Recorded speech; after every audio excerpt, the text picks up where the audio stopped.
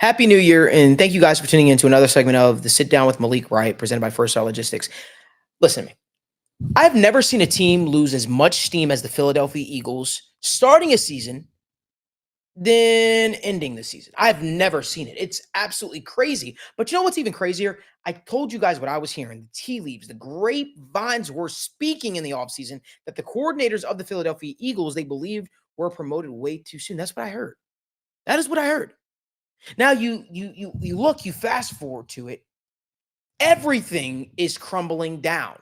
As the playoffs approach, you would like your team to be hitting stride. In a perfect world, health, team gelling, team chemistry, you would want everybody hitting their stride.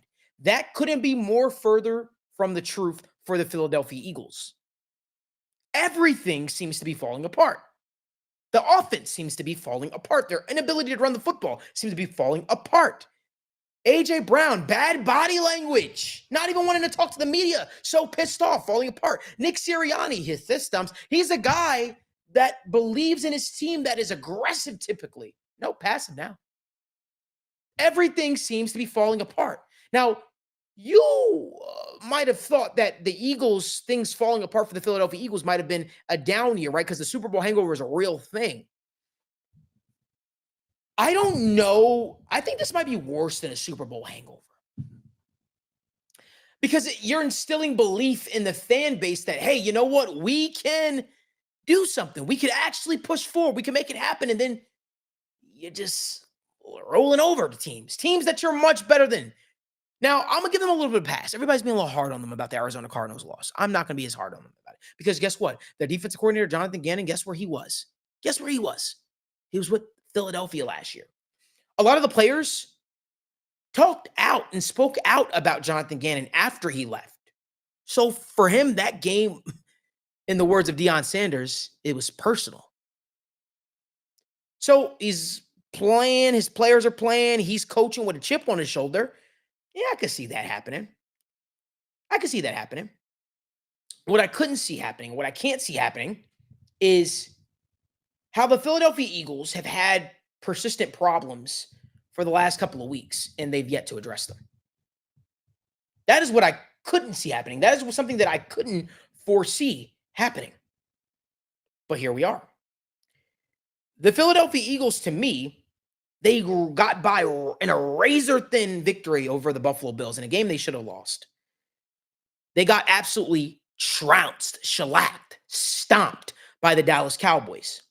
They got absolutely dog-walked by the San Francisco 49ers. Here's the problem with some of those teams that I just named. They're teams that you're going to have to see in the playoffs, excluding the Bills. Unless you make it that far, which I'm not buying that right now. They're teams that you're going to have to face. The Niners are the juggernaut in the NFC. The Seattle Seahawks with Drew Lock. Yeah, Drew Lock beat the Philadelphia Eagles. They played a close-ish game, tight-ish game with the New York Football Giants. This does not seem to be the same Philadelphia Eagles team that I was raving about after they absolutely dog-walked the Miami Dolphins. Completely different team.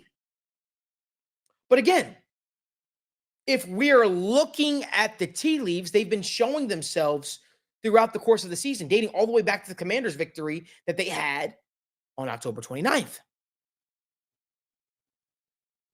We had to know this was coming, right? Right? I mean, we had to know this was coming because clearly the games that they've been playing and the style in which they've been playing lately has shared that with us. AJ Brown is noticeably pissed. A guy that was told by Jalen Hurts, hey, come here, we're going to do something special. Not getting the ball. Not looking his way in important situations. He's pissed. The talent, the amount of talent from a roster construction. We literally praise Howie. And we say, you know what? Him, the Ravens, they're so good at their roster construction. You have all this talent on your football team. But then you have performances like you've had the last couple of weeks. For me, it brings up a question. And it's a question that the streets are posing, not me. I'm not posing it. The streets are posing this question. Did they reach their ceiling with Jalen Hurts? Did they? Is that too risky to say? Did the Philadelphia Eagles reach their ceiling with Jalen Hurts? I don't know the answer to that, but I do know this. This ain't the same Philadelphia Eagles team that started the season. This ain't the same Philadelphia Eagles team that went to the Super Bowl last year. And I don't mean from a coordinator perspective. Of course, coordinators have changed. I'm talking about from a confidence perspective. This ain't the same team. This ain't the same team that punched you in your mouth. This ain't the same team that was throwing a brotherly shovel. Brotherly shove. Doesn't matter if they were 3 yards, 4 yards out. They were saying, stop us. They ain't that same team no more. I don't know what happened. But did they reach their ceiling with Jalen Hurts? I'll let you guys be the judge of that. Let me know down in the comment section what you think. Can't wait to hear from you. If you like more video content like this, give this video a like, subscribe to the YouTube channel, and turn on post notifications so you guys can't miss when we go live or upload content from the First Star Logistics Studio.